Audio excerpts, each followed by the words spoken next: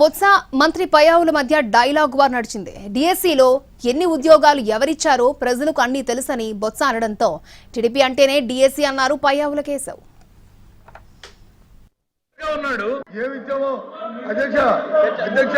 జీవితంలో ఏ ఉద్యోగం ఇచ్చామో జీవితంలో ఒక్కసారి డిఎస్సి ఆయన కూడా మంత్రిగా ఉన్నాడు.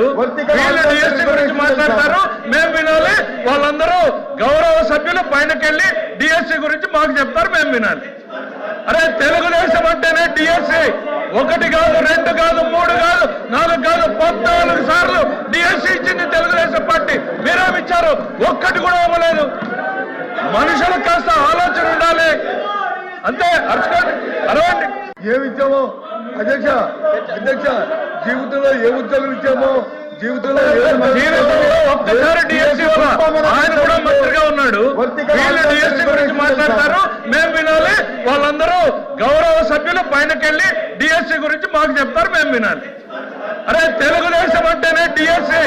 1 కాదు, 2 కాదు, 3 కాదు, 4 కాదు, 14 సార్లు డిఎస్సి ఇచ్చింది తెలుగుదేశం పార్టీ. మీరేమిచ్చారు? ఒక్కటి కూడా ఇవ్వలేదు. మనుషులకు కాస్త ఆలోచన ఉండాలి అంతే.